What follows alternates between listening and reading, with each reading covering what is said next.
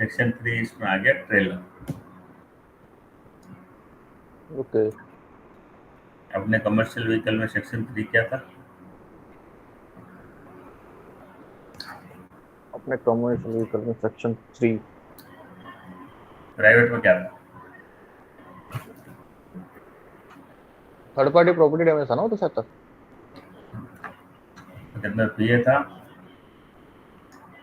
हम्म। इसके अंदर towing of mechanical disable vehicle था। इसके अंदर सेक्शन 3 ट्रेलर था। इसके अंदर क्या होता है? The indemnity provided by section 1 and section 2 is extended. Same का सेम ही है, टोइंग वाला इसमें कवर होता है। अच्छा। कंडीशन क्या है? Limits of liability shown in the schedule are not increased by this act. एक तो जो लिमिट्स ऑफ लायबिलिटी शेड्यूल पे दी हुई है वो इस सेक्शन के लगने से इंक्रीज नहीं होती है। जी। The insured shall not the insurer shall not be liable in respect of damage to property conveyed by the towed vehicle। Insured किसके लिए लायबल नहीं है? जो पीछे वाली गाड़ी है जिसको टो किया जा रहा है, उससे अगर कोई प्रॉपर्टी का नुकसान हो जाता है उसके लिए इंश्योरेंस कंपनी लायबल नहीं है। Liability.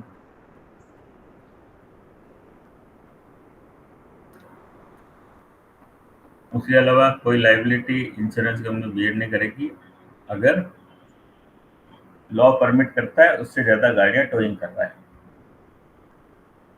Note the hmm. Differences. Section 3 commercial vehicle में और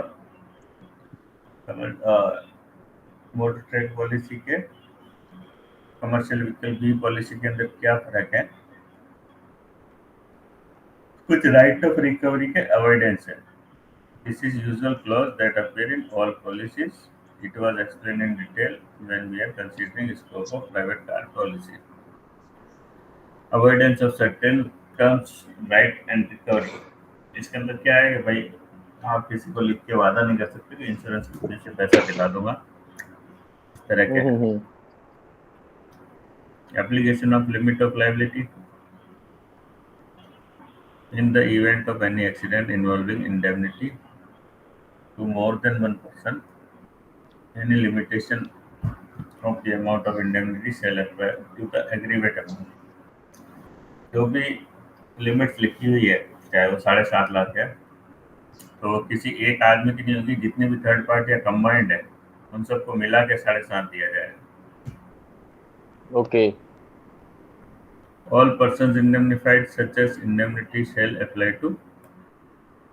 apply in priority to insured. सबसे पहले इंश्योर्ड को इंडेमनिफाई किया जाएगा, बाद में बाकी सबको किया जाएगा। जनरल एक्सेप्शन क्या है?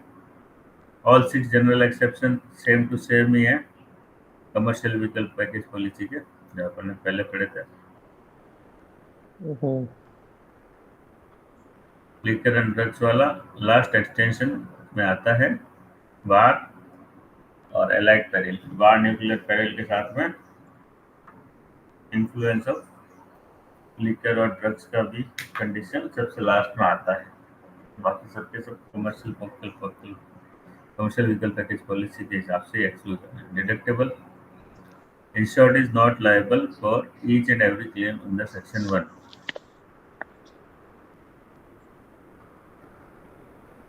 अभी डिडक्टेबल इसमें जो भी लगता है वो इंश्योरेंस कंपनी नहीं देगी। ये तो सिंपल सा ही है। इसमें क्या है? Condition of the policy. Condition कैसी होती है? कमर्शियल व्हीकल पैकेज पॉलिसी जैसी कंडीशन होती है। फिर इसके अंदर आईडी भी होती है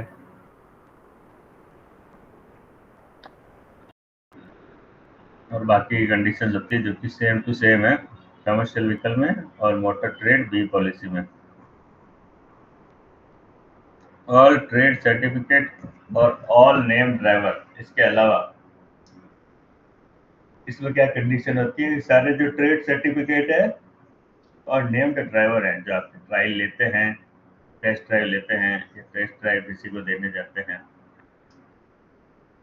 उनका नाम पॉलिसी में डिक्लेयर होना चाहिए। The tariff does not permit giving subsequent trade certificate और name driver different type of cover to the bank. मतलब अगर 2 ट्रेड सर्टिफिकेट हैं तो दोनों का नाम इसमें डाल दो, लेकिन दोनों को अलग अलग कवरेजेस नहीं दे सकते। The schedule of policy, schedule of policy में क्या क्या दिखाया जाता है? मोटर व्हीकल को मोटर व्हीकल दूसरी पॉलिसी की तरह दिखाया जाता है। प्रॉपर्टी इंश्योर्ड कहाँ पे है वो दिखाया जाता है। ट्रेड सर्टिफिकेट नंबर दिखाया जाता है। All stream driven vehicles are excluded, इसको अपन अंडरलाइन कर देंगे। स्टीम ड्रिवन व्हीकल इसके अंदर कवर नहीं होते हैं। लिमिट ऑफ लायबिलिटी सेपरेटली दिखाई जाती है। Own damage, limit of liability का ओन डैमेज में क्या मतलब हो गया? आईडीवी, या आईडीवी से ज़्यादा हमारी लायबिलिटी में। बॉडीली इंजरी वगैरह थर्ड पार्टी की अनलिमिटेड होती है as per motor vehicle act 1988। यहाँ पर अपने को क्या अंडरलाइन करना है? अगर किसी की डेथ या बॉडीली इंजरी है तो वो कितनी इसकी लिमिट होती है? Unlimited, unlimited as per motor vehicle act. ये सभी में होता है ना भाई? ये क्वेश्चन जी। पूछा जा सकता है कि भाई डेथ और बॉडीली इंजरी की लिमिट क्या है? तो अनलिमिटेड होती है as per motor vehicle unlimited है एक्ट वो 1988। 1988।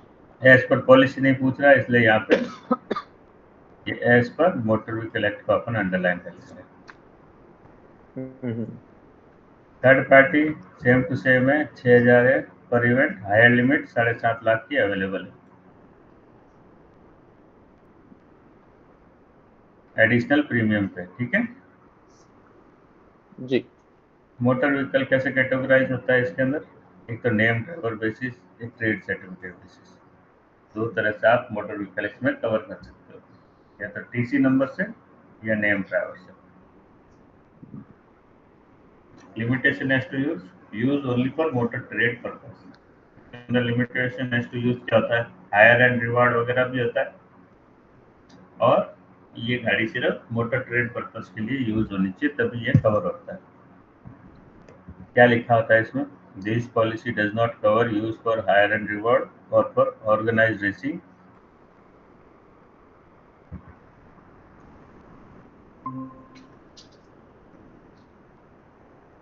पेस मेकिंग, रिलायबिलिटी ट्रायल और स्पीड टेस्टिंग।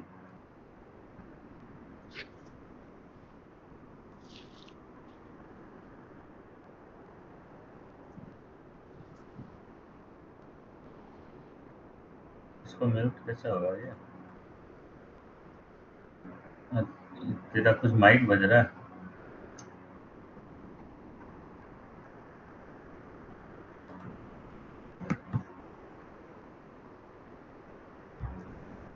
उसके बाद में ड्राइवर क्लॉज लगा हुआ होता है। Any of the following, any driver, any person including insured provided that that person, same to same condition है।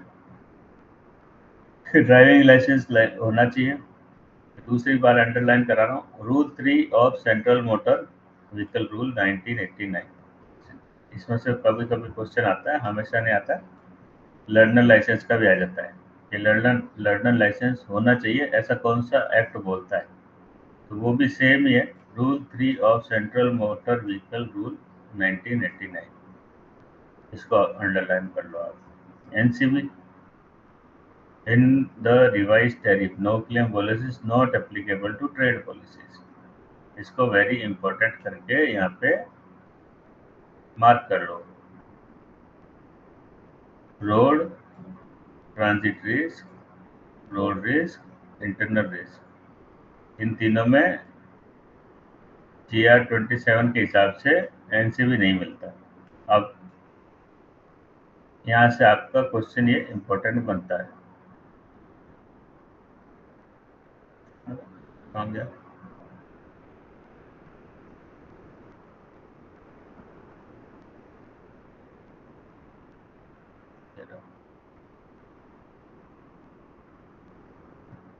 अब आ गया motor trade internal risk policy. अभी तो अपन किस पे चल रहे थे? पैकेज पॉलिसी पे, जिसको कहते हैं बी टाइप पॉलिसी।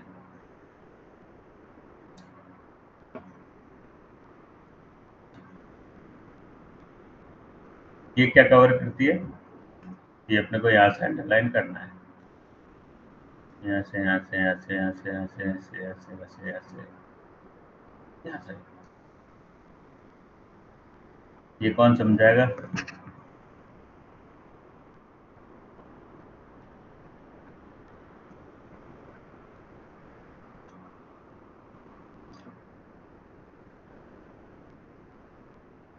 जय,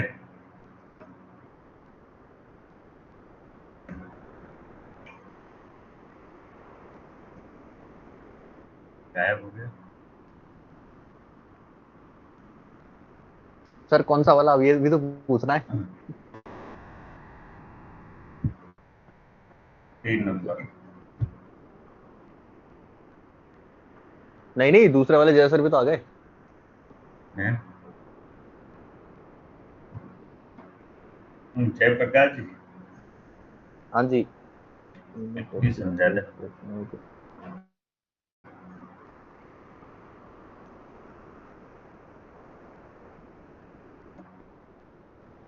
इसमें तो यही कह रहा ना ये शायद तक, कि है ना कि कवरेज केवल पब्लिक प्लेस के ऊपर ही कवर करेंगे, उसके ऊपर नहीं करेंगे इंश्योर्ड परमिसेस के ऊपर, मतलब कि वर्कशॉप वगैरह के अंदर। वर्कशॉप हुआ, वो डीलर के वहां पे यार्ड में खड़ी रही, शोरूम पे खड़ी रही।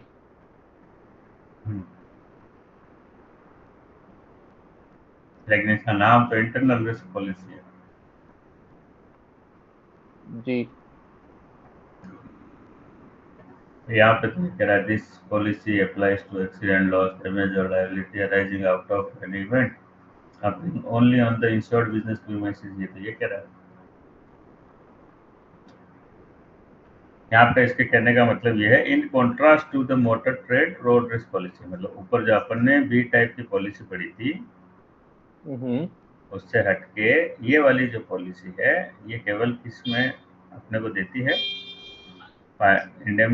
इंडेमनिटी कवर जब अपनी गाड़ी केवल रोड पे चल इंश्योर्ड रही होगी। इंश्योर्ड के प्रीमाइसेस में हो, इसीलिए इसका नाम है motor trade internal risk policy. ठीक है, तो यहाँ से लेके दिस पॉलिसी से लेके और यहाँ प्रीमाइसिस तक अपन इसको अंडरलाइन कर लेंगे। कहने का अर्थ यह है कि जब तक उसके वर्कशॉप में या शोरूम में है, तब तक ही ये कवरेज उसको मिलेगा।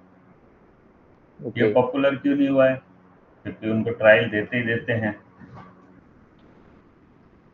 तो इनके काम ज़्यादा आता नहीं है। दूसरा, इसमें एक डिस्क्लेमर क्लॉज इंसर्ट किया जाता है, जिसमें क्या लिखा होता है? तो they remain expose to common law liability which can not be avoided with inclusion of disclaimer clause.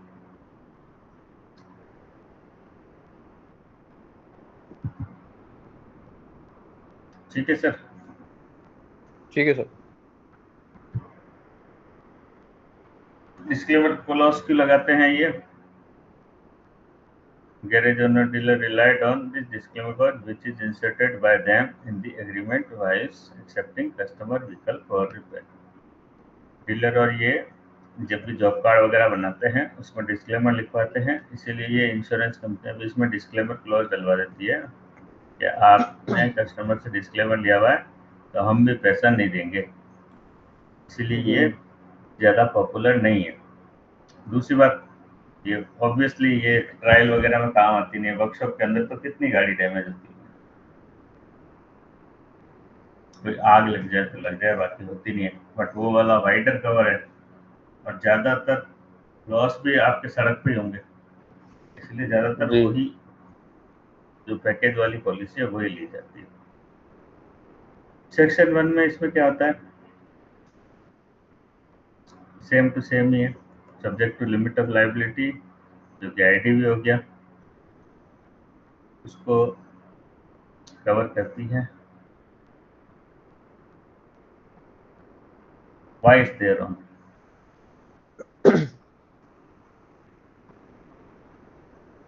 The property of insured or any member of the insured family or household.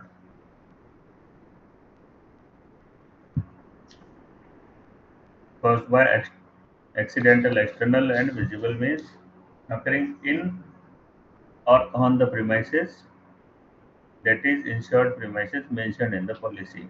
मतलब जो पॉलिसी में जगह लिखी हुई है insured की, उतना ही cover करती है। प्रॉपर्टी किसकी हो सकती है? इंश्योर्ड या इंश्योर्ड के फैमिली मेंबर या हाउस होल्ड की। इंश्योरर के पास में ऑप्शन टू रिपेयर, रीइंस्टेट और रिप्लेस द व्हीकल। ये रीइंस्टेट क्या होता है?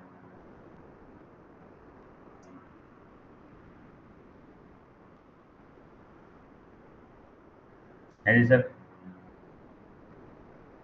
आइडिया नहीं सर। आइडिया नहीं है? जी। रीइंस्टेट का मतलब होता है इंश्योर्ड को वैसी सिमिलर कंडीशन की दूसरी गाड़ी दे देना। अच्छा। उसके बदले में, जो गाड़ी डैमेज हुई है ना, उसके बदले में। बाकी ये पॉलिसी कंडीशन वो है, कैश भी दे सकते हैं, फलाना भी कर सकते हैं। एक्सेप्शन क्या है? The insurer shall not liable to pay depreciation, wear and tear, mechanical, electrical breakdown, सारी पॉलिसी में आता है। Damage to tyres by application of brakes और बाय पंचर, कट और ब्रस्ट, ये ध्यान रखना इसमें। तो भैया इसमें डेप्रिसिएशन वगैरह ये तो नॉर्मल पॉलिसी नहीं कवर करती, तुमको याद ही रह जाएगा। इसके अंदर जी। ब्रेक लगाने से टायर फटा है, पंचर, कट या टायर में बस्ट हो गया, ये सारे कवर नहीं है। इस वाले कॉलम को अपन कर लेंगे वेरी वेरी इंपॉर्टेंट, ये आपको रट के जाना पड़ेगा। ये क्वेश्चन सबसे ज्यादा लाइकली रहता है कि एग्जामिनर डाले कि इसके अंदर एक्सिस कितना होता है। तो 50 रुपए तो एक्सिस है टू व्हीलर का, 500 है फोर व्हीलर का। ठीक है सर? Okay sir. इसमें तो कोई दिक्कत नहीं है। नहीं सर।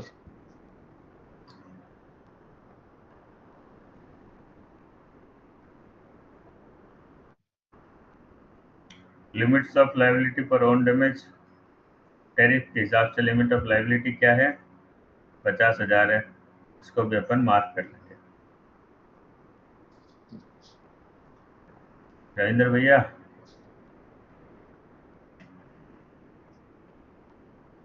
मार्किंग कर रहे हो ना? करो करो करो, मार्किंग करो सर। सर रविंद्र सर का भी पेपर है क्या? इधर सरकारी पेपर है।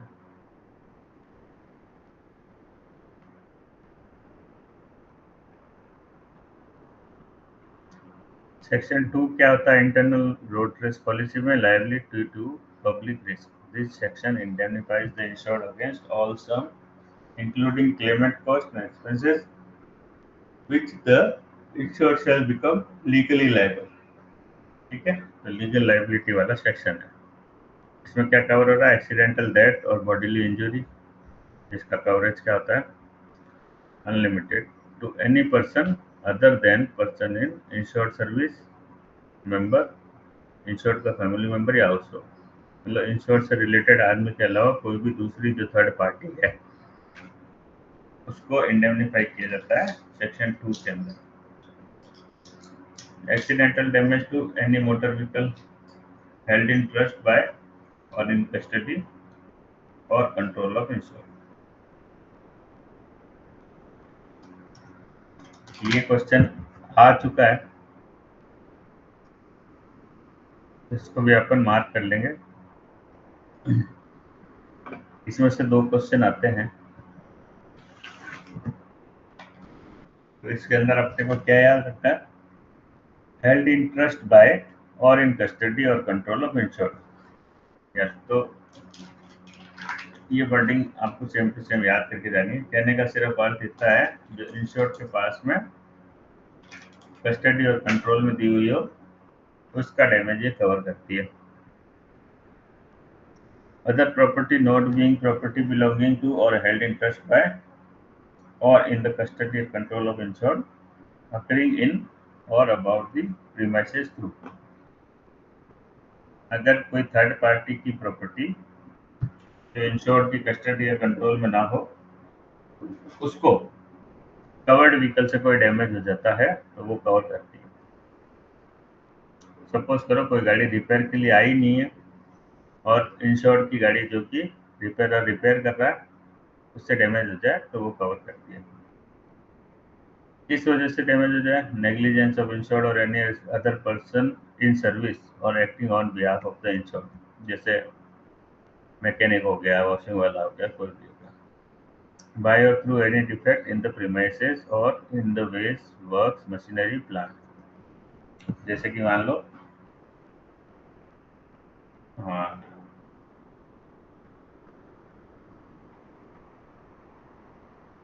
कोई दूसरी गाड़ी है जो रिपेयर के लिए नहीं आई है, लेकिन सपोज करो कि गैरेज में उसके ऊपर लिफ्ट गिर जाती है या काम करते हुए मैकेनिक का पाना लग जाता है, वो सारी चीजें इसमें कवर है। The insurer will pay all cost expenses incurred with his written consent in the event of death of insured, indemnity available to legal personal representative। इसको अंडरलाइन कर लेंगे। अगर इंश्योर्ड की डेथ हो जाती है तो इसमें लीगल हायर को नहीं मिलेगा, जैसा कि मोटर पॉलिसी में मिलता है, इसमें लीगल पर्सनल रिप्रेजेंटेटिव को मिलेगा। लिमिट ऑफ लायबिलिटी ये इसमें मेंशन किया हुआ होता है, जो अपन ने ऊपर अंडरलाइन किया है। अंडर सेक्शन 2 टीपीपीडी 6000 होता है, इसको अपन 7,500 तक पैसे, 7.5 लाख तक अपन इसको पैसे देके बढ़वा सकते हैं। टैरिफ हायर लिमिट देता है प्रॉपर्टी डैमेज की, ठीक है, रही सैकड़ों हजार, 10,000, lakh, 1.5 lakh, any one accident. नहीं भाई, मैं ही गलत बोल रहा हूँ। 7.5 लाख तो पैकेज वाली में था, इसके अंदर 1.5 लाख है। और internal risk policy extended cover है 1.5 लाख का, स्टैंडर्ड कवर है 6 लाख का। ये दोनों किसके लिए? थर्ड पार्टी प्रॉपर्टी डैमेज के लिए है। बाकी सिमिलरिटी होती है।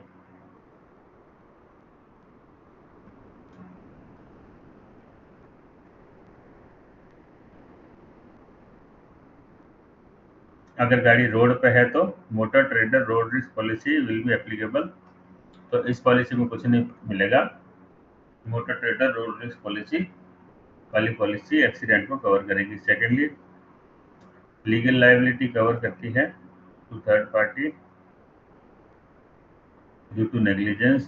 This similar cover provided by general public liability for accidental damage to the vehicle where are entrusted to him, say for repair due to negligence।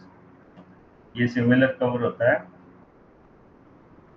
General public liability for accidental damages to vehicle. ये भी एक policy आती है जो workshop owner लेते हैं, जिसके अंदर उनकी गाड़ी जो उनके यहाँ पे रिपेयर हो रही है, ये रिपेयर वाले वर्कशॉप को दी जाती है, जो कि गाड़ियाँ उनके यहाँ पे रखी हुई हो रिपेयर के लिए, और किसी में अपने वर्कशॉप स्टाफ या किसी भी और थर्ड पार्टी की नेग्लिजेंस की वजह से डैमेज हो जाए। Here the insured is a bailey and has liable for accidental damage।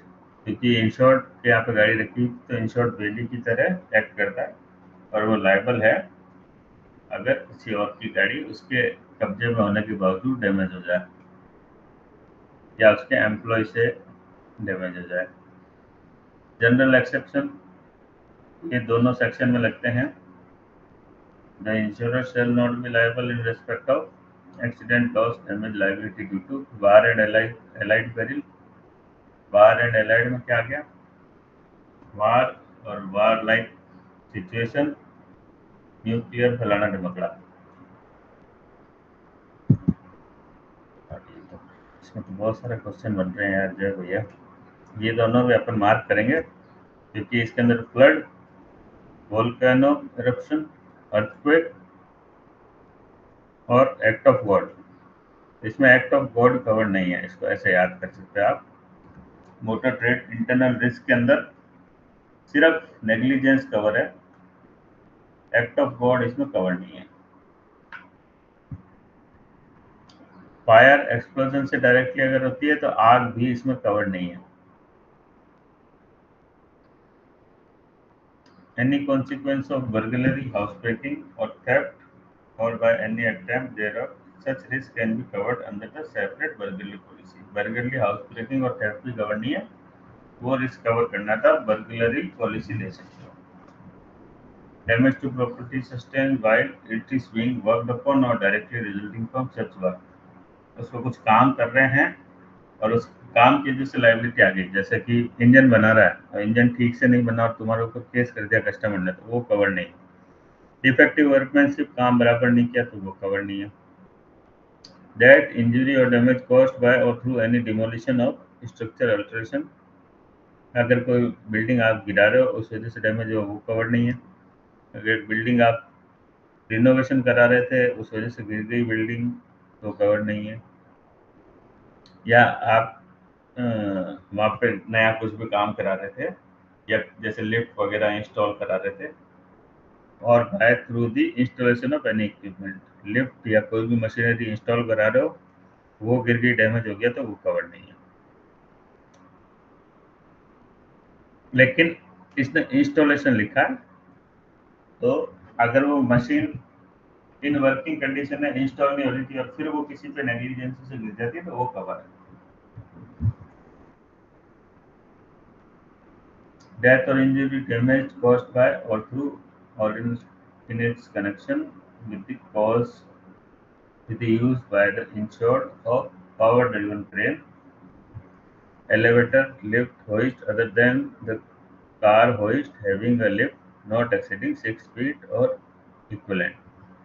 बाहर की अगर कोई लिफ्ट है, बाहर की पावर ड्राइव क्रेन है, एलिवेटर है, इससे कोई डैमेज हो जाता है तो वो कवर नहीं है, एक्सेप्ट कार उठाने वाली जो लिफ्ट है, क्योंकि वो ये मोटर कार ट्रेडर को ही दी जाती है पॉलिसी, वर्कशॉप के लिए है, तो वर्कशॉप की लिफ्ट जो होता है वो कवर है, बशर्ते लिफ्ट कितनी होनी चाहिए, 6 फीट या उसके इक्विवेलेंट से ज़्यादा नहीं होनी चाहिए।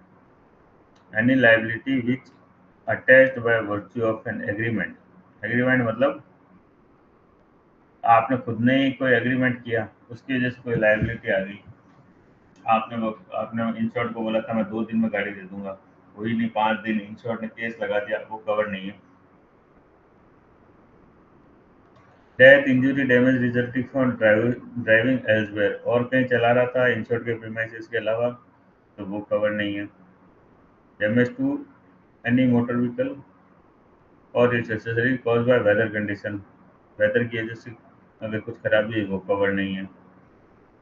Any accident, loss, damage to any property और एनी लॉस और एक्सपेंस रिजल्टिंग और अराइजिंग देयर फ्रॉम और कॉन्सिक्वेंशियल लॉस, कॉन्सिक्वेंशियल लॉस कल समझाया था परसों, वो इसमें कवर नहीं है। Any liability cost contributed arising from radiation, contamination, radio activity, nuclear fuel, nuclear waste, nuclear वाली कंडीशन है यहाँ पे, न्यूक्लियर वेस्ट या कंटेमिनेशन से कोई डैमेज हो तो कवर नहीं है।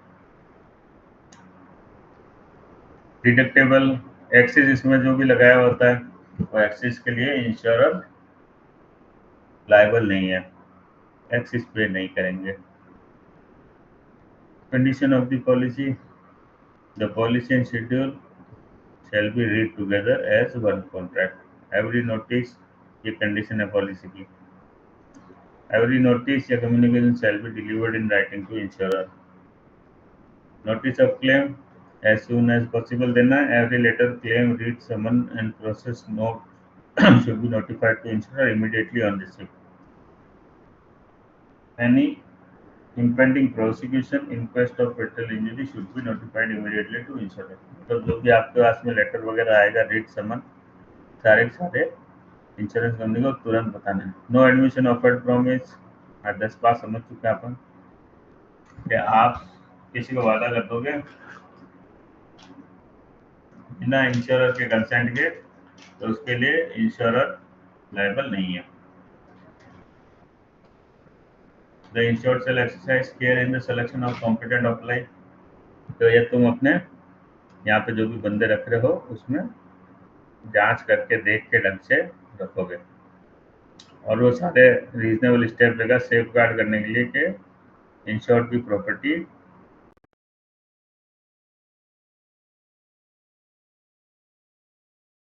एक्सेस होगा, सेम टू सेम कंडीशन है, वो कभी भी चेक करा सकता है और विजिट करा सकता है at the time of claim या बिना क्लेम के भी, कि भाई आपके यहाँ पे सब कुछ ठीक चल रहा है या नहीं। जो भी रिस्क उसने कवर की है उसका इंस्पेक्शन वो कभी भी करा सकता है। प्रीमियम ये याद तो रहने वाला है नहीं। रेट ऑफ प्रीमियम इसकी किस पे बेस होती है? सुपरफिशियल एरिया ऑफ प्रीमाइसेस, कितना बड़ा एरिया है उस पर डिपेंड होती है, जो कि है land and building occupied by the insured for purpose of motor trade business. जितनी जमीन उसने ले रखी है मोटर ट्रेड बिजनेस के लिए, उस पर रेट डिपेंड होती है। Different are provided from area ranging from 200 square metre 1000 square metre with an additional premium of 1000 रुपये पर स्क्वायर मीटर और part thereof in excess of 2000 square metre. 200 से 2000 metre तक नॉर्मली पॉलिसी दी जाती है, उसके बाद में एडिशनल प्रीमियम लगाया जाता है 2000 स्क्वायर मीटर के ऊपर। कितना लगाया जाता है? Minimum 1000 square metre. मतलब अगर 2500 स्क्वायर मीटर है तो आपको प्रीमियम भरना पड़ेगा 3000 स्क्वायर मीटर का।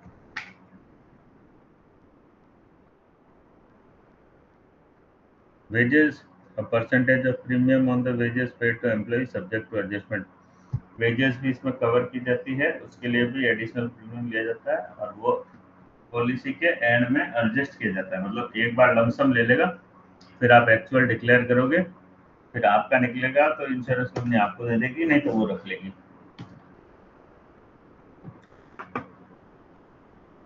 इसके लिए पॉलिसी कंडीशन नंबर 6 होती है, जो क्या बोलती है? The first and all renewable premiums are to be regulated party upon the amount of wages, salaries, and other earnings paid by insured to employees during each period of insurance.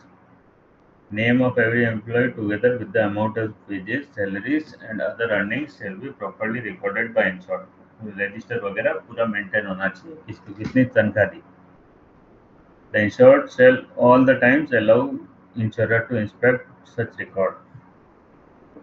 The insurer is required to submit to the insurer a correct account of such wages।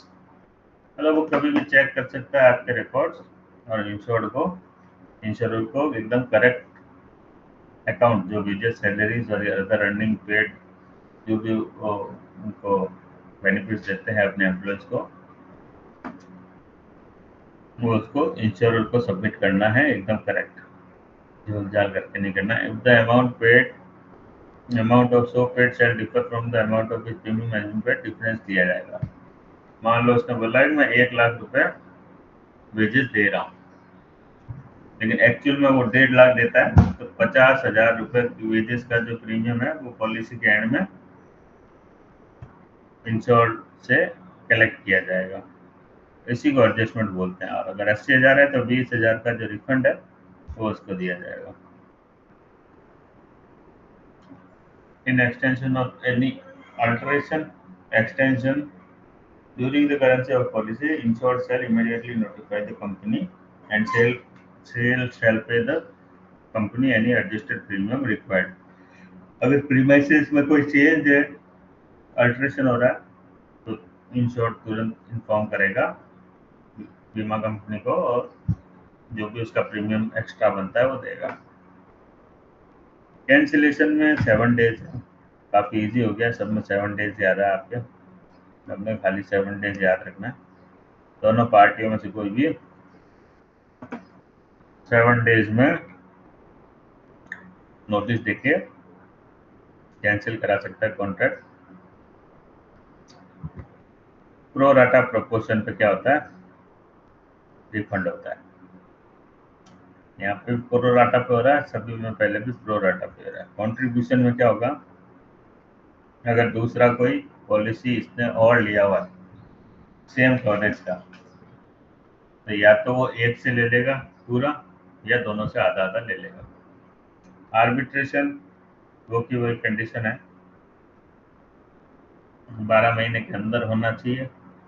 अगर dispute आपसे और insured से solve नहीं हो रहा तो consumer की जगह आर्बिट्रेशन से भी सॉल्व किया जा सकता है, इसका कोई क्वेश्चन आता भी नहीं।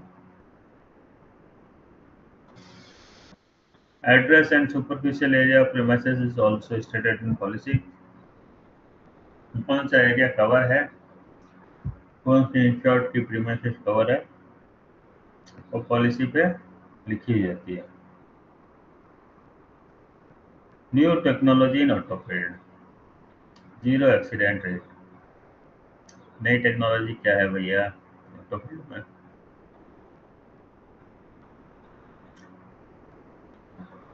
नई technology zero accident rate. Google driverless car has now clocked more than 3 lakh miles without a single accident. Bias under computer control, raising the possibility of future driverless vehicle.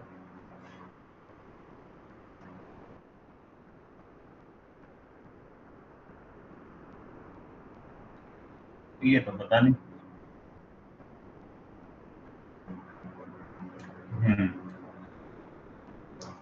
तो इससे हमको क्या फायदा मिलेगा, रिड्यूस इंश्योरेंस प्रीमियम आएंगे।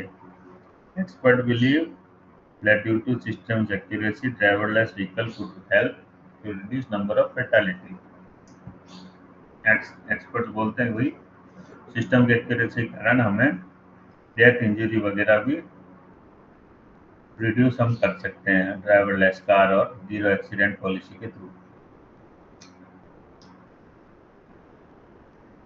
ज़्यादातर जो serious problem है एक्सीडेंट की इंडिया में वो ह्यूमन एरर की वजह से है। Driverless system will help to addict carelessness और नेग्लिजेंस। अगर ड्राइवरलेस कंप्यूटराइज सिस्टम होगा तो वो केयरलेसनेस और नेग्लिजेंट ड्राइविंग के बिहेवियर को एलिमिनेट कर देगा और इसीलिए एक्सीडेंट कम होंगे। अगर एक्सीडेंट कम होंगे तो हम हल्की कार बना पाएंगे जो कि फ्यूल भी कम खाएगी।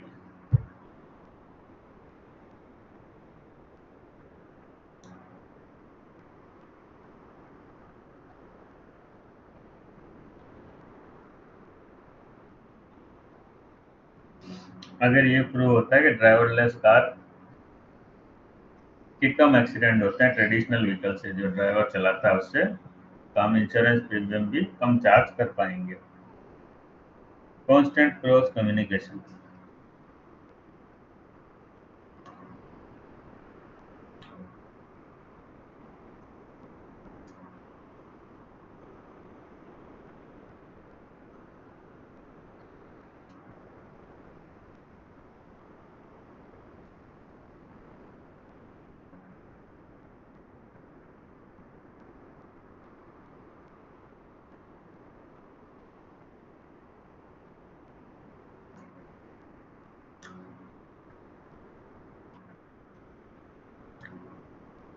हाँ तो वो तो नहीं, इतना तो मेरे को ध्यान नहीं है लेवल 6 वाला, बट तू कह रहा है वही कहना चाह रहा है ये कि ड्राइवरलेस।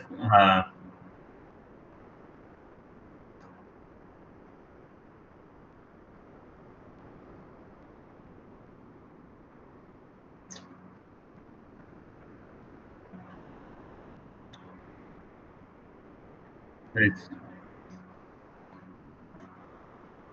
XUV 700 में क्या आता है?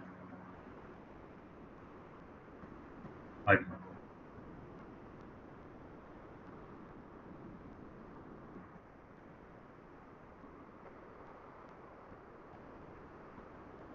ठीक है। हाँ तो कहना वही चाह रहा है कि एक गाड़ी दूसरी गाड़ी से अपने आप कनेक्ट होके और एक्सीडेंट्स को अवॉइड कर सकती है, उससे साइजेबल बेनिफिट मिल सकते हैं अपने को, जैसे एक्सीडेंट का ना होना, फलाना ढिमकना जो भी है। sluggish takeover of this as a result major concern of an insurance company opts to provide reduction premium.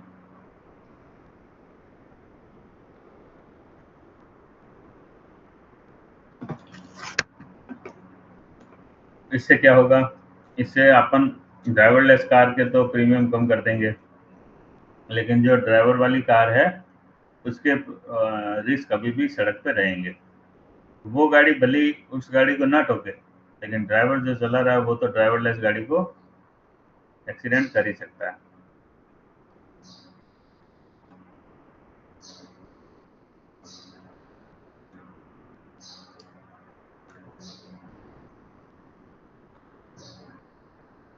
इसके अंदर इंश्योरर को भी रिक्वायरमेंट है कि वो इंश्योरेंस पॉलिसी की जो कॉन्ट्रैक्ट है इंश्योरर और इंश्योर्ड के बीच में उसको भी मॉडिफाई करे या ठीक करे, क्योंकि ड्राइवरलेस कार होगी तो उसमें ड्राइवर्स क्लॉज जैसे लाइसेंस वगैरह की जरूरत भी नहीं होगी, तो उसको चेंज करने की जरूरत है। Exclusion such as influence of drug applicable नहीं होगा। और भी बहुत सारे लीगल इश्यूज होते हैं थर्ड पार्टी क्लेम में, जैसे किसी की गाय गलती से मर भी गई तो वो बेचारा किस पे करेगा? तो कार चला ही नहीं रहा था, कंप्यूटर पे तो करने से रहा, लेकिन उसको मुआवजा तो मिलना चाहिए। तो ये सब भी इश्यूज हैं। कैन समवन स्टिल बी सूड? भाई किसी पे केस किया जा सकता है, क्योंकि गाड़ी तो कोई चला ही नहीं रहा था, अपने आप चल रही थी। अब ऐसे केस में क्या होगा? वुड द ओनर और owner driver of the vehicle now assume the negligent position? मतलब अब मान लो इंश्योरेंस में बैठा हो या ना बैठा हो, उसको मान ले फिर हम कि भाई इसकी वजह से एक्सीडेंट हुआ है। तो देखो ऑब्वियसली यही होगा, लगेगा गाड़ी मालिक पे ही, कितना भी घूमो फिरो कंप्यूटर पे तो केस लगाने से रहे, तो झेलना तो गाड़ी ओनर को पड़ेगा ये। The qualifying criteria for negligence अब एग्जिस्ट नहीं करेगा। भाई नेग्लिजेंस जब कंप्यूटर चला रहा तो नेग्लिजेंस होगा ही नहीं, उसके अंदर आप उसको नाम दोगे एरर का, माल फंक्शन का, तो नेग्लिजेंस वाली जितनी भी कंडीशन है वो वैलिड ही नहीं रहेगी।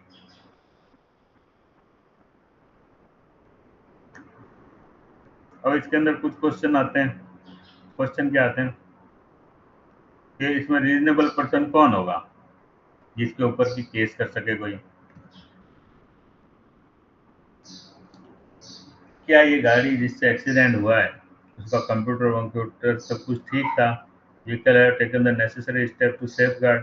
क्या कंप्यूटर ने सेफ गार्ड के लिए सारे एक्शन लिए थे? Did this vehicle take the necessary steps to safeguard against such a consequence? वो एक्सीडेंट अवॉइड करने के लिए इस कंप्यूटर ने क्या सारे स्टेप लिए थे? ये कैसे पता चलेगा? तो ये कुछ क्वेश्चन है जो इस ड्राइवरलेस कार की टेक्नोलॉजी जब एप्लीकेबल होती है तो ये क्वेश्चन नए खड़े होते हैं जिन पे काम करने की जरूरत है। The introduction of this new mode of transport will also require transport law to be revisited. इसके कारण ट्रांसपोर्ट के लॉ भी चेंज करने पड़ सकते हैं या मॉडिफाई करने पड़ सकते हैं। इसमें क्या क्या होगा? इसमें कोई फोन पे बात कर रहा है ड्राइविंग करते समय, licence of vehicle driver as well as possible impact on claim submitted against road accident. अब इसमें कानून में कहाँ बदलाव की जरूरत है? ड्राइविंग लाइसेंस, क्योंकि कंप्यूटर चला रहा है तो उसमें ड्राइविंग लाइसेंस और ड्राइवर तो होगा नहीं, अपने आप चलेगी। सेल फोन पे बात वो करेगा नहीं, या मशीन कर रही है तो क्या उसको आप ये मानोगे कि मशीन वो हमेशा फोन पे ही बात करती रहती है? As well as possible impact of claim submitted against road accident. The principle behind driverless technology is very positive, and so far the technology appears to be proving a success. However, the phasing in of this type of technology will take a long time, especially in emerging market where older cars remain on the road for longer. इसके कहने का अर्थ ये है कि भाई बहुत बढ़िया technology और इसको सक्सेस भी मिल रही है, पर ये जो टेक्नोलॉजी है बड़े बड़े शहरों में भी आने में अभी टाइम लेगी। तो रूरल एरिया और एमर्जिंग मार्केट का जो एरिया है वहाँ पे बहुत समय तक अभी पुराने तरीके से ही कारें चलेगी। अब आ गया आपका टेस्ट नंबर 3।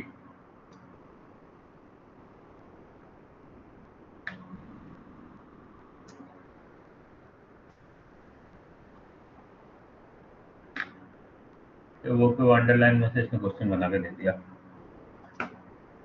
टेस्ट आप सारे पढ़ लेना, तो समझ में नहीं आया तो इसको मार्क करके रख लेना।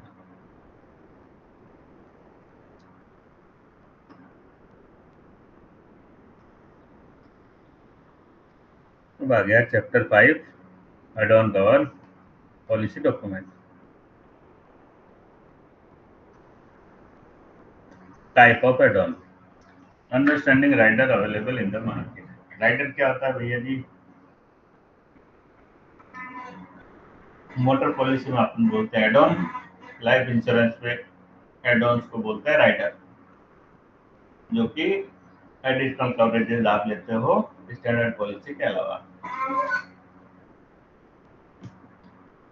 Based on this leeway to insurer, following extra cover add-on cover are now being offered by insurer. These benefits are only available for owner of private car.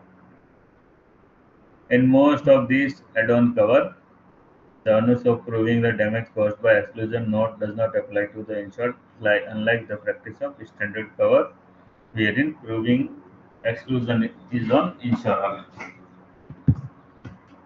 इसके अंदर क्या होता है भैया? ये बेनिफिट किसके लिए अवेलेबल है? प्राइवेट कार के लिए। ऐसा ये किताब लिखी हुई है, तो अपने को भी क्या लिखना पड़ेगा कि ये जो बेनिफिट है एड ऑन कवर के, ये किस में मिलता है? प्राइवेट कार में। तो इसको अपन अंडरलाइन कर लेंगे। अपना दिमाग लगा के थर्ड को नहीं लिखना है कि भाई कमर्शियल को भी मिलते हैं, एरोप्लेन को भी मिलते हैं, अपने नहीं लिखना। अपने यही लिखना है प्राइवेट कार को मिलते हैं। मोस्ट ऑफ एड ऑन जो होते हैं उसमें डैमेज प्रूव करने का कोई भी ओनस इंश्योर्ड पे लगे ऐसी कोई कंडीशन नहीं होती है, जबकि स्टैंडर्ड पॉलिसी में होती है। पहला क्या है? Depreciation reimbursement. ठीक है सर, इसको समझाने की जरूरत किसी को है नहीं, सब अपने आप कर लेंगे। इसके लिए क्या होना चाहिए? 3 साल से कम गाड़ी होनी चाहिए, 2 ओटी क्लेम से ज्यादा एक पॉलिसी में आने नहीं चाहिए। रिपेयर जो है वो इंश्योरर की अप्रूवल से होने चाहिए। डिडक्टेबल इस पे अप्लाई होंगे, मतलब टैक्सेस तो लगेगा। The variation among insurer may be on partial reimbursement if repairs at insured's regular repair. इसमें कुछ वेरिएशंस होते हैं जो कि पार्शियल रिइंबर्समेंट होते हैं अगर रिपेयर जो है इंश्योर्ड के रेगुलर रिपेयर के यहाँ पे रिपेयर हो रही है। मतलब कुछ जो इंश्योरेंस कंपनी है वो ऐसी कंडीशन डाल देती है इस एड ऑन के अंदर कि भाई हमारी चॉइस की गैरेज पे कराओगे तो ये आपको ये एड ऑन मिलेगा। आप अपने रेगुलर वाले के यहाँ करा रहे हो तो हम उसमें से कुछ काट के पे करेंगे। और restriction on maximum claims for this benefit in the policy year. Restriction होता है कि भाई आप ज़्यादा से ज़्यादा इस एड ऑन में 2 क्लेम ले सकते हो, 3 ले सकते हो। Tyre and battery would be excluded. Tyre और बैटरी इसमें कवर नहीं होते। रिटर्न टू इनवॉइस, इसको भी समझाने की कोई जरूरत नहीं है। 75% से ऊपर जाएगा तो कंस्ट्रक्टिव टोटल लॉस होगा। टोटल लॉस कब होगा? गाड़ी चोरी होगी, खाई में गिर गई, गाड़ी वापस मिली नहीं, टोटल लॉस होगा। दोनों कंडीशन में return to invoice add on का फायदा अपने को मिलता है। इसमें क्या क्या मिलता है? Sale invoice price of the, ये अंडरलाइन कर लेना भाई जितने मैं कर रहा हूँ। विच एवर इज लेस, नई गाड़ी या खरीदी हुई गाड़ी की इनवॉइस वैल्यू जो कम होगी वो मिलेगा। अब इसमें क्वेश्चन आता है कि भाई 100 रुपये आईडीवी है लेकिन बिलिंग प्राइस 110 थी, तो इस एड ऑन में कितने रुपए होंगे? तो इस एड ऑन में 10 रुपए पे होंगे। ये तो क्लियर है।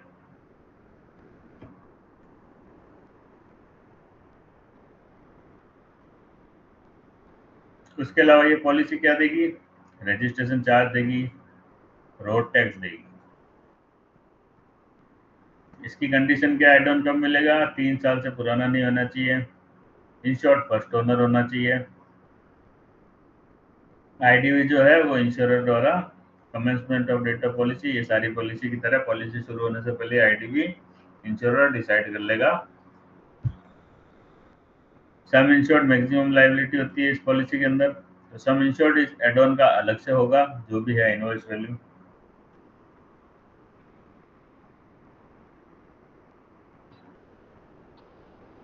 ये एड ऑन का पेमेंट तभी होगा जब ओडी क्लेम पे हो रहा हो। अगर ओडी क्लेम पेबल नहीं है, ओडी क्लेम में भी specifically total loss, constructive total loss या थेफ्ट का क्लेम पेबल नहीं है, तो ये एड ऑन भी पेबल नहीं होगा। NCB protection, NCB on the vehicle is 25 or more and no claim in the previous 2 years, or brand new vehicle is entitled to 25% or more NCB can opt this cover। जिन जिन गाड़ियों के 25% या ज़्यादा NCB है वो ये cover ले सकते हैं। This NCB will be protected if not more than one claim is made during the policy period, provided that the renewal is effected on or before 90 days। अगर एक से ज़्यादा क्लेम नहीं लिया तो ये नो क्लेम बोनस प्रोटेक्शन आपकी गाड़ी के एनसीबी बचाएगा। शर्त ये 90 डेज के अंदर रिन्यूअल होना चाहिए और एक क्लेम होना चाहिए।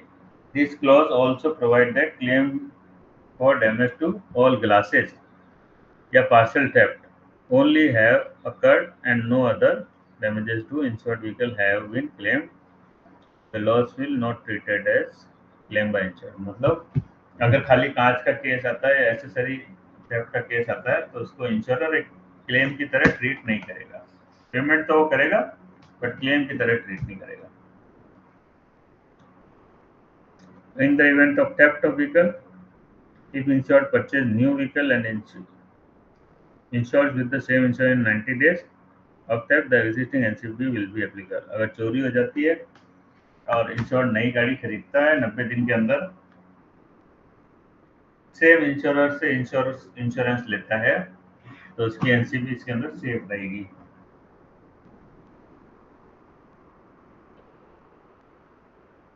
इन effect loss will not be treated as TL या सीटीएल।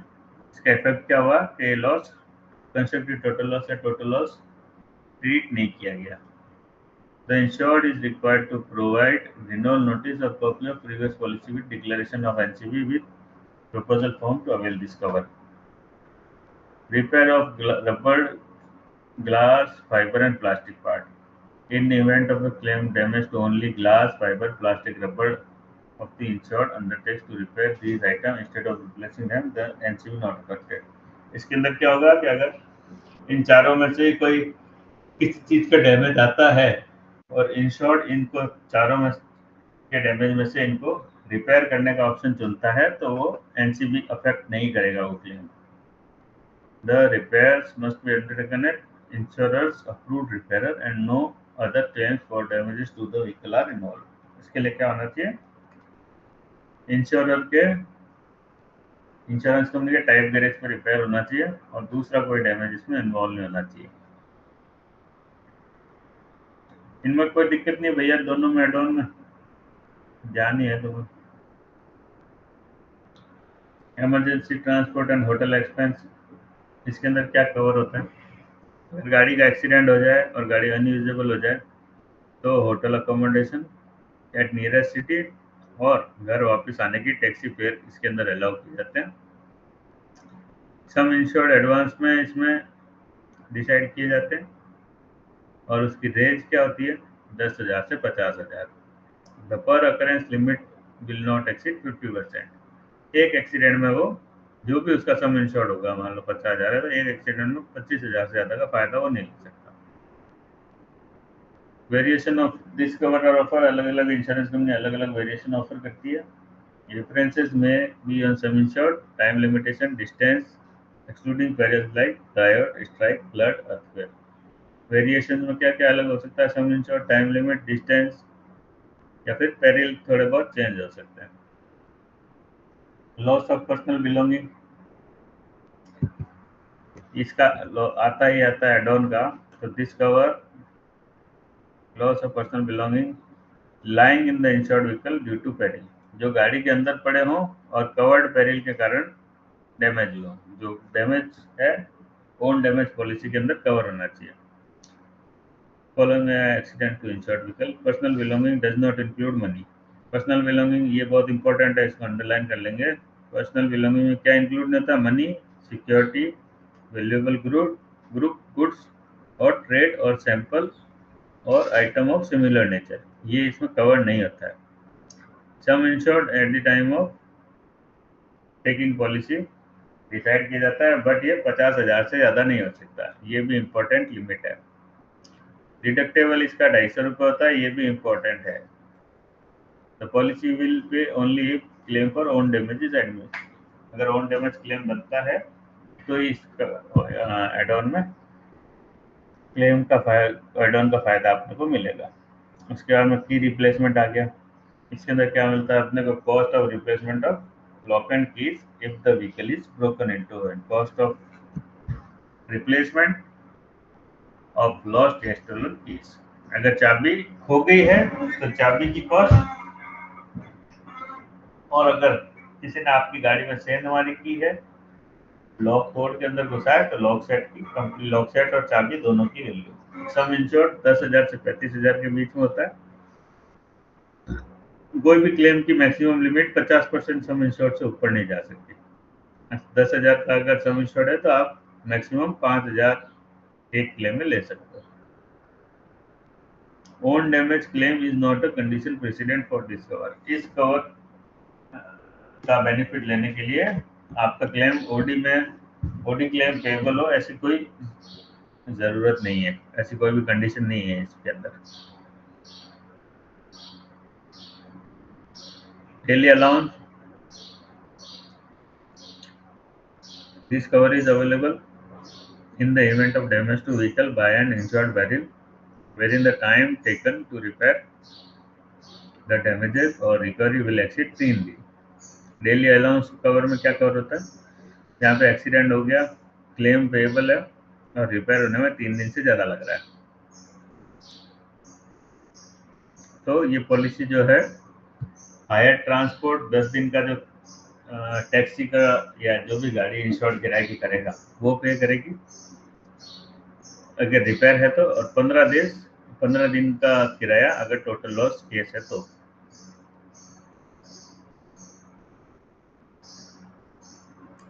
ये कब से शुरू होता है? तो ये पीरियड स्टार्ट होता है उस दिन से जब से गाड़ी रिपेयर के यहाँ छोड़ी गई इंश्योर्ड, तो जब छोड़ी है उसके 3 दिन बाद से ये कवर ट्रिगर करेगा। अलाउंस चार्जेस कितने होते हैं? 600 से 2,000 per day depending on category of vehicle, जैसे आपकी गाड़ी है। रिपेयर जो होते हैं वो इसके अंदर इंश्योरेंस कंपनी के टाइप गैरेज होने चाहिए। विंडशील्ड ग्लास के क्लेम है जो है इसके अंदर, उनके अंदर ये एड ऑन का कवरेज ट्रिगर होता नहीं है। अगर विंडशील्ड ग्लास का क्लेम है और आप ये बेनिफिट लेना चाह रहे हो तो नहीं मिलेगा। इंजन प्रोटेक्टर, इसमें क्या कवर होता है? Damage to internal parts of engine due to water ingression, engine के अंदर पानी चला जाए, leakage of lubricating oil, engine का लुब्रिकेटिंग ऑयल लीक हो जाए, या डैमेज टू गियर बॉक्स, या फिर गियर बॉक्स को डैमेज हो जाए as a result. As a result का मतलब है पानी जाने से, पानी लीकेज होने से, लुब्रिकेटिंग ऑयल से, लुब्रिकेटिंग ऑयल की लीकेज से अगर इंजन या गियर बॉक्स को डैमेज हो जाए वो इसके अंदर कवर होता है। The extension will pay for repair या replacement of these parts including labour, ये क्या पे करेगा? रिपेयर या रिप्लेसमेंट जो भी इंजन के पार्ट्स होंगे प्लस लेबर ये पे करेगा। स्पॉट असिस्टेंस, जिसको आप 24/7 कहते हो, the coverage under this number of emergency service, इसमें बहुत सारी सर्विसेज ये कवरेज देता है। इसके अंदर कुछ सर्विसेज है जो एक्सीडेंट होने पर काम नहीं ली जा सकती है। The extension applies to the insured city of residence and within a distance of 100 kilometers from city. Ensure की सिटी और उसके 100 किलोमीटर के रेडियस में अगर ये गाड़ी है जहाँ पे उनको इन सुविधाओं की जरूरत है, तो वो ये एड ऑन का लाभ ले सकता है। रिपेयर या services of insurer's authorise repair to be availed, tie up garage से ही और या इंश्योरेंस कंपनी के ऑथराइज गैरेज से ही ये सुविधाएं आपको लेनी है। फ्लैट बैटरी मतलब बैटरी खत्म हो गई तो भी आप इसका यूज ले सकते हो। स्पेयर की घर पे पड़ी है, पिक एंड ड्रॉप है, वो भी दे सकते हो कि घर से चाबी लेके आ। फ्लैट टायर पंचर हो गया, माइनर रिपेयर, बम्पर बाहर निकल गया वापस कसना है, इस टाइप के डैमेज, उसके लिए यूज ले सकते हो। टोइंग एक्सीडेंट या ब्रेकडाउन दोनों में काम ले सकते हो आप टोइंग। अर्जेंट मैसेज, किसी को कोई मैसेज देना हो एक्सीडेंट या ब्रेकडाउन के time. Medical coordination, nearest medical facility पे पहुंचाना हो मेडिकल ट्रीटमेंट के लिए। फ्यूल असिस्टेंस, टंकी खाली हो गई उसके लिए। ये पॉलिसी कितना फ्यूल को कवर करती है? 3 लीटर, तो इसको अपन अंडरलाइन कर लेंगे। टैक्सी सर्विस इसमें मैक्सिमम डिस्टेंस 50 किलोमीटर तक मिलता है, एक्सटेंडेबल टू 100 किलोमीटर, जिसके लिए एडिशनल प्रीमियम दिया जाएगा। Accommodation for 1 day following immobilisation, मतलब जब भी गाड़ी खराब, बंद या एक्सीडेंट होगी उसके 1 दिन के लिए होटल का किराया भी ये कवर देता है। Legal advice, telephonic legal advice for 30 minute ये कवर देता है। एक्सीडेंट हो गया, आपको वहाँ के वहाँ कोई वकील की सलाह चाहिए तो आप इससे फोन पे वकील की सलाह ले सकते हो, जो मैक्सिमम जिसका टाइम है 30 मिनट। लास्ट 4 बेनिफिट में बी रेस्ट्रिक्टेड टू वंस और ट्वाइस। लास्ट के जो 4 हैं, फ्यूल असिस्टेंस से लेकर लीगल एडवाइस तक, ये रेस्ट्रिक्टेड कर सकते हैं इंश्योरर 1 बार, 2 बार या 3-4 बार के लिए। अदर बेनिफिट 3-4 बार के लिए दे सकते हैं, इनको 1-2 बार के लिए रेस्ट्रिक्ट कर सकते हैं। अदर राइडर, नील डेप्रिसिएशन, अभी अपन ने ऊपर पढ़ाई है। एम्बुलेंस चार्जेस, ये क्या कवर करता है? Charges to are transportation of insured person in ambulance to the hospital, ambulance में डाल के हॉस्पिटल ले जाने के चार्जेस देता है। डेली अलाउंस अभी अपन ने पढ़ाई है। पर्सनल बिलोंगिंग अपन ने पढ़ाई है। रोड साइड असिस्टेंस, ये भी अभी अपन ने पढ़ाई है।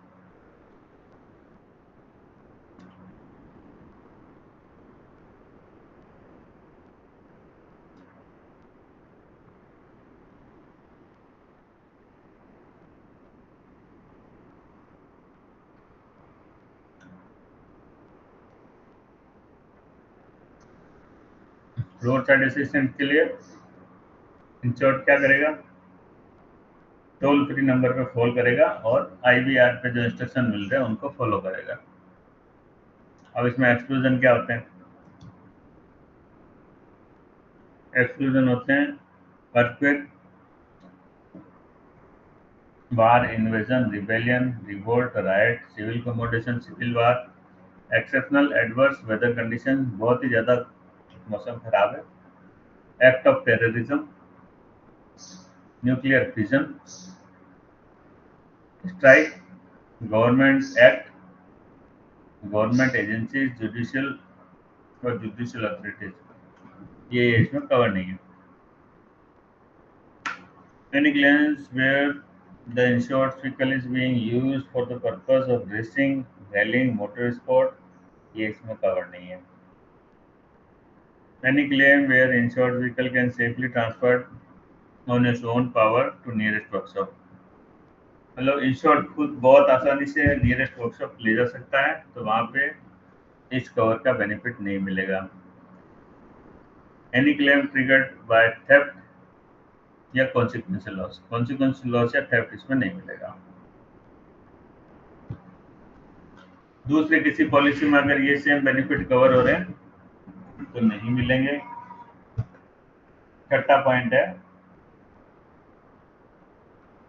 कि कोई भी एक्सपेंस या पार्ट्स के पैसे आपको इसमें नहीं मिलेंगे। पार्ट्स या पार्ट्स लाने के पैसे इसमें नहीं मिलेंगे, सिर्फ फ्यूल मिलेगा। आपका कल को ऑयल खत्म हो जाएगा, ऑयल लाना इसमें कवर नहीं है।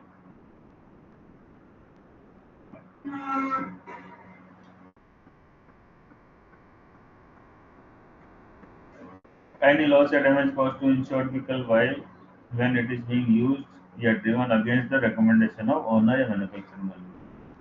अगर मैनुअल के खिलाफ और ड्राइवर अगर मैनुअल में लिखा हुआ है कि आप 6 इंच पानी से ज़्यादा मत ले जाओ, आप 8 इंच पानी में ले जा रहे हो, तो वो कवर नहीं है। Any claim where service have been availed of without the prior consent of the company। ऐसी कोई भी सर्विस है जो आपने बिना कंपनी के कंसेंट के ले लिया, तो वो भी इसमें कवर नहीं है।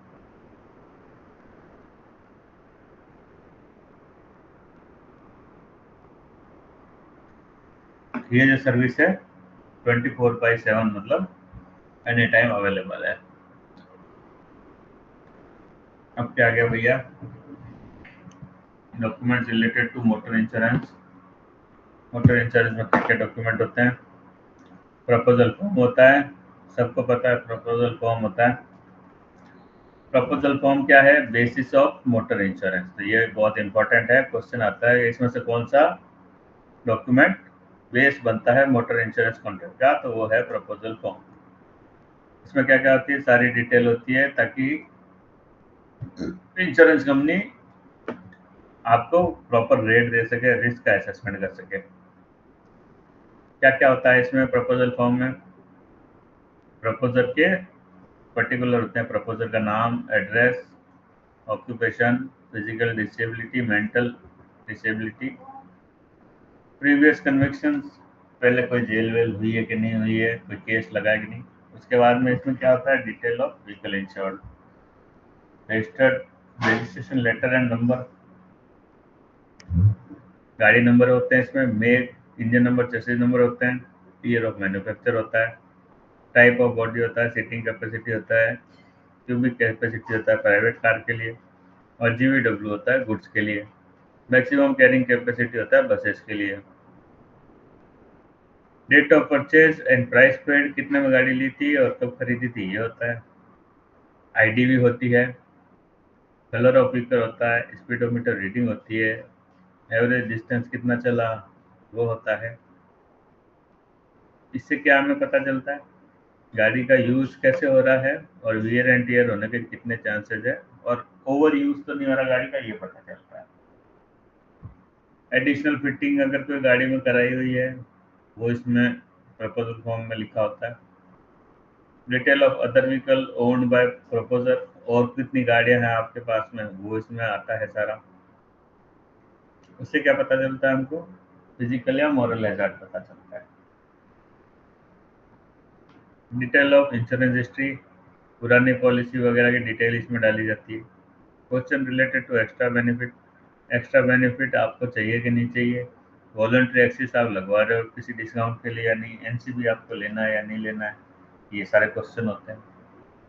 सर्टेन अदर पर्टिकुलर, और भी कुछ कुछ चीजें इसमें रेलेवेंट पूछी जाती है। डिक्लेरेशन क्लॉज सेम का सेम नीचे लिखा होता है कि भाई मैं इस प्रपोजल फॉर्म में जो भी कर रहा हूँ वो सच है, इसमें से कुछ भी गड़बड़ पाया जाएगा तो मेरी पॉलिसी नल एंड वॉइड मानी जाएगी। उससे क्या होता है? डिक्लेरेशन क्लॉज में अपन लाइन करेंगे इसको। इससे क्या होता है? Declaration makes it's a contractual duty of good faith. इससे गुड फेथ की ड्यूटी इंश्योर्ड पे और इंश्योर्ड पे लगती है। इसके बाद में proposal form for liability only policy, third party की पॉलिसी का प्रपोजल फॉर्म, उसके अंदर क्या होता है? थर्ड पार्टी की पॉलिसी के प्रपोजल फॉर्म में थोड़ा सा सिंपल होता है। आईआरडीए ने इसको लायबिलिटी ओनली पॉलिसी का फॉर्म करके एक प्रोफॉर्मा दिया हुआ है। Proposal form explain briefly the coverage, इस प्रपोजल फॉर्म के अंदर कवरेज भी एक्सप्लेन किया हुआ है मोटर व्हीकल एक्ट 1988 के हिसाब से, और रेस्पेक्टिव प्रोविजन ऑल्सो इसके अंदर दर्शाए गए हैं। बाकी जो डिटेल होती है वो सिमिलर होती है, कुछ कुछ चीजें इसमें नहीं होती है। सर्टिफिकेट ऑफ इंश्योरेंस, ये क्या होता है? ये क्वेश्चन आता है भाई कौन सी चीज इसके अंदर एविडेंस होता है कि motor vehicle is insured against third party liability as per requirement of motor vehicle act 1988, तो वो होता है सर्टिफिकेट ऑफ इंश्योरेंस। ये आपका एविडेंस है कि भाई आपकी गाड़ी इंश्योर्ड है। It is an offense to use a vehicle without a proper certificate of insurance issued by insurer. Certificate of insurance के बिना आप गाड़ी चलाओगे तो वो कानूनन अपराध है।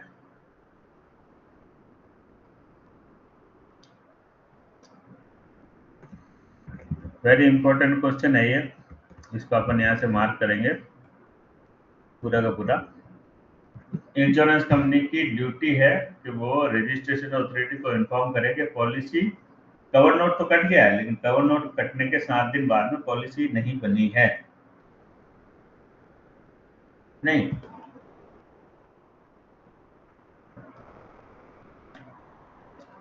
कवर नोट तो कट गया है लेकिन कवर नोट के बाद में पॉलिसी नहीं बनी है। कब वो इन्फॉर्म करेगा? With in 7 days of the expiry of the cover note. तो अगर कवर नोट किसी आदमी ने लिया है और उसने पॉलिसी नहीं बनाई है और कवर नोट खत्म होने वाला है 10 तारीख को, तो 17 तारीख तक आरटीओ को इन्फॉर्म करना है इंश्योरेंस कंपनी को। ये उसकी ड्यूटी है कि भाई इस आदमी का कवर नोट तो हमने काट के दिया था लेकिन इसने पॉलिसी नहीं बनवाई है। ये कौन से सेक्शन में मैंडेटरी है? 147(4) के अंदर। इसका एक्सेप्शन क्या है? गवर्नमेंट व्हीकल वगैरह, क्योंकि उनका जो फॉर्म ऑफ सर्टिफिकेट है वो insurance is prescribed in form 41 on the certificate, उनके लिए अलग से दिया हुआ है। Certain common features appear in all type of certificate. Common feature क्या होते हैं? वही पॉलिसी नंबर वगैरह, जियोग्राफिकल एरिया जो आपने पहले पढ़ा था, डेट ऑफ इश्यू क्या है, ये सारे होते हैं। उसके बाद में सर्टिफाइड डिक्लेरेशन बाय इंश्योरर होता है कि हम ये सर्टिफाई करते हैं ये सर्टिफिकेट मोटर व्हीकल के एक्ट के अकॉर्डिंग ही हमने इश्यू किया है। ऐसी टाइप की लीगल लैंग्वेज होती है। Private car and motorcycle certificate of insurance, the wording are as follows: person or classes of the person entitled to drive, यानी person including insured provided that उसके पास में एक लाइसेंस हो, provided that person holding an effective learner licence. Effective learner licence का क्या मतलब हो गया? एक तो वो rule 3 of central motor vehicle 1989 के हिसाब से इश्यू होना चाहिए। एक जो भी उसको गाइड कर रहा है उसके पास में उस क्लास के लिए परमानेंट लाइसेंस होना चाहिए और वो साथ में गाड़ी में बैठा होना चाहिए। When vehicle is used for transport of goods, add the following word. जब हम ट्रांसपोर्ट ऑफ गुड्स के व्हीकल की बात करते हैं तो वर्डिंग्स में यूज कर लेते हैं। When not used for transport of goods at the time of accident, when the vehicle is used for transport of passenger, add the following words. When not used for transport of passengers at the time of accident. ये wording use होती है। Limitation as to use, इस clause में company क्या डालती है? The policy cover use of any purpose other than hire and reward, carriage, organise pace making, reliability trial और same की सेम मैच में। अब इसके अंदर ये लास्ट वाला समझने वाला है कि any purpose in connection with motor trade. अगर मोटर ट्रेड से इसका कोई भी कनेक्शन है तो वो ओडी पॉलिसी पे नहीं करती है, तो आपको मोटर ट्रेड में लेना होगा।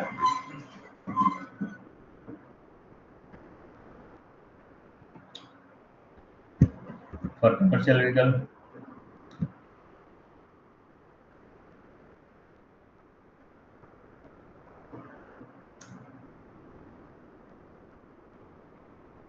कमर्शियल व्हीकल के अंदर जो वर्डिंग है टाइप और क्लास के हिसाब से होती है। गुड्स कैरिंग व्हीकल और पैसेंजर कैरिंग व्हीकल, इनके अंदर डिस्क्रिप्शन अलग होता है। Description of person classes, person entitled to drive, declaration by insured in the same, बाकी सारा कितने पर्सन कैरी कर सकती है, कितना जीवीडब्ल्यू है, ये सब जैसे ऊपर अपने को दिखाया था उसी तरह से होता है। लिमिटेशन एज यूज की वर्डिंग इसमें अलग होती है क्योंकि ये हायर एंड रिवॉर्ड के लिए चलता है, तो हायर एंड रिवॉर्ड इसमें डाल नहीं सकते। तो इसका limitation as to use goods carrying, own goods और जनरल कार्टेज, इसका limitation as to use different तरीके से होता है। This policy cover use only under a permit, जबकि उसके अंदर limit limitation as to use में ऑर्गेनाइज रेसिंग वगैरह वो लिखा होता है।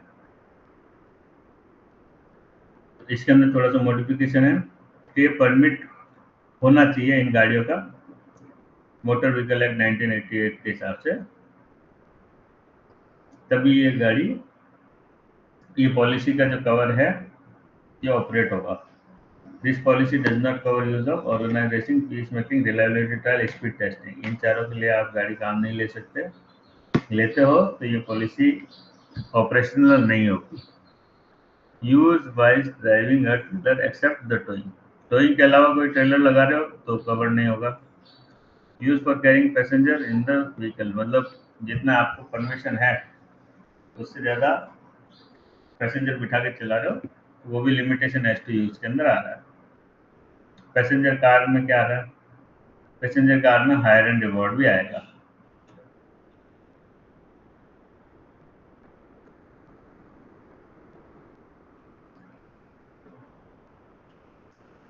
अब आ गया मिस्टी वाला। मिस्टी वाले में क्या आएगा, एग्रीकल्चर एंड फॉरेस्ट्री व्हीकल होगा तो उसके अंदर लिमिटेशन एज टू यूज में लिखा होगा use only for agricultural and forestry purpose. Ambulance होगी या ये अपना डेड बॉडी वाली गाड़ी होगी तो उसमें लिखा होगा यूज फॉर एम्बुलेंस पर्पज और हेसिस पर्पज। सिनेमा फिल्म रिकॉर्डिंग होगी तो उसके अंदर use in connection with insured business ये लिखा होगा। क्रेन या ब्रेकडाउन व्हीकल होगा उसके अंदर लिखा होगा use in connection with insured business. Dumper and dust cart होगा तो उसके अंदर लिखा होगा use in connection with insured business. Fire brigade salvage corps vehicle तो इसके अंदर भी लिखा होगा use for fire brigade purpose या use for salvage corps vehicle. Mobile shop and canteen होगा तो use in connection with insured business लिखा होगा।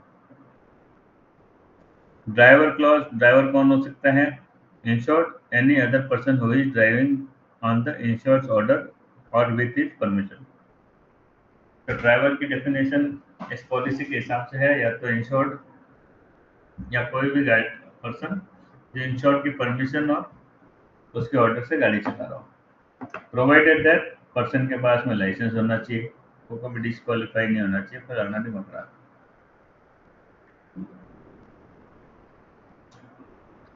जब इसमें ट्रांसपोर्ट व्हीकल होता है गुड्स वाला तो ये वाली एक लाइन जुड़ जाती है, जब इसमें पैसेंजर वाली ट्रांसपोर्ट व्हीकल होता है तो ये वाली लाइन जुड़ जाती है। इसमें कोई क्वेश्चन आता नहीं है। कवर नोट में से क्वेश्चन आता है भैया, कवर नोट कब इश्यू होते हैं ये अपन अंडरलाइन करेंगे। Cover note is usually issued when policy and certificate of insurance can not be immediately issued for any reason, चाहे लाइट गई हुई है, सर्वर नहीं चल रहा, कवर नोट इश्यू किया जाता है।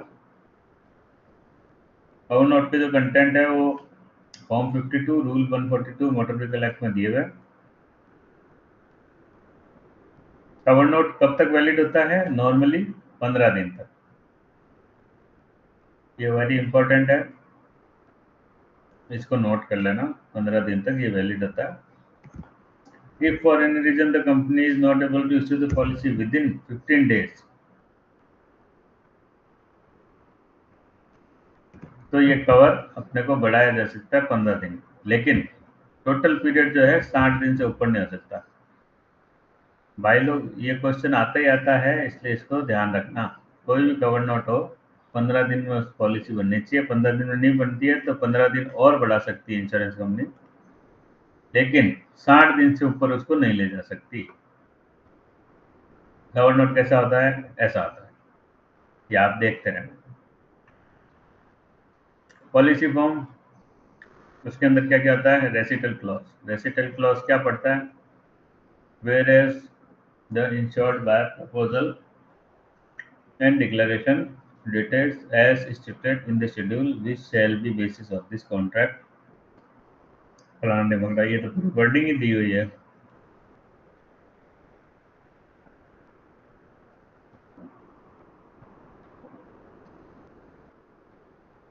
एसिटल क्लॉज में क्या आता है,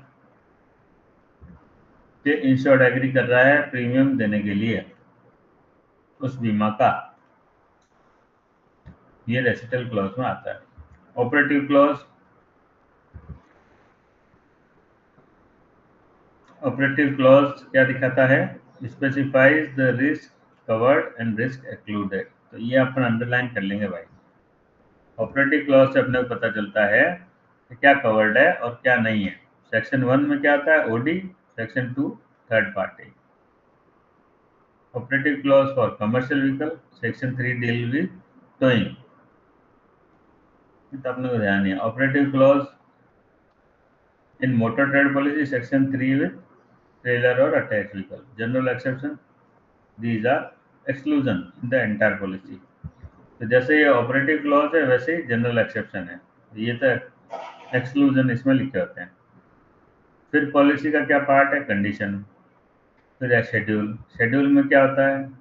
policy number, name, peril, geography ले लिया, गाड़ी number, limitation as to use, driver clause, premium कैसे कैसे लिया है,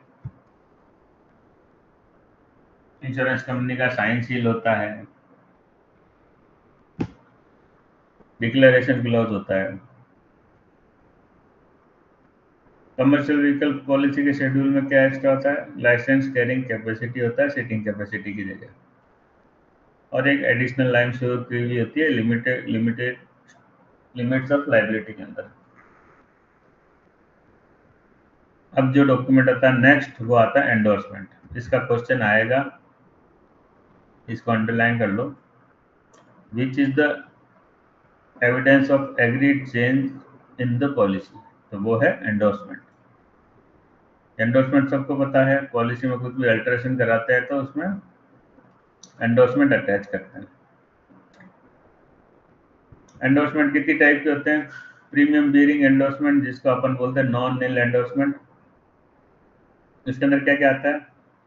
ट्रांसफर ऑफ ओनरशिप कराई तो पैसे देके एंडोर्समेंट कराना पड़ेगा।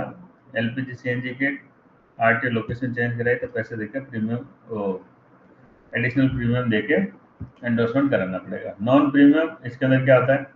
फोन नंबर, एड्रेस चेंज कराना है, engine number, chassis number change कराना है, एचपीएन चेंज कराना है। इसका कोई पैसा नहीं लगता है, फ्री में होता है, इसलिए इनको बोलते हैं नील एंडोर्समेंट या नॉन प्रीमियम बियरिंग एंडोर्समेंट।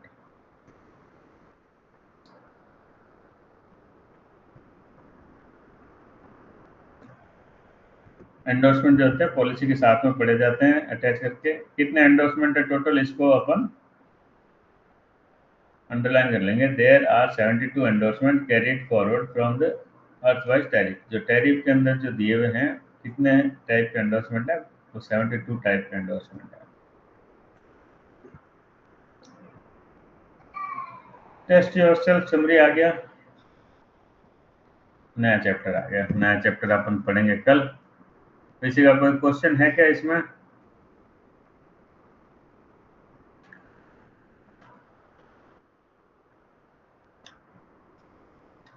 अच्छा, अभी पढ़ा इसमें से है क्या?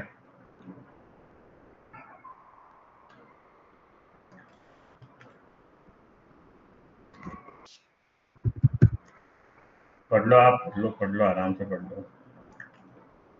पढ़ पढ़ के मार्किंग करते रहो, फिर रिवीजन वाली क्लास है अपन सबके रिवाइज करा देंगे, ठीक है? Yes sir. चलो, बाय बाय।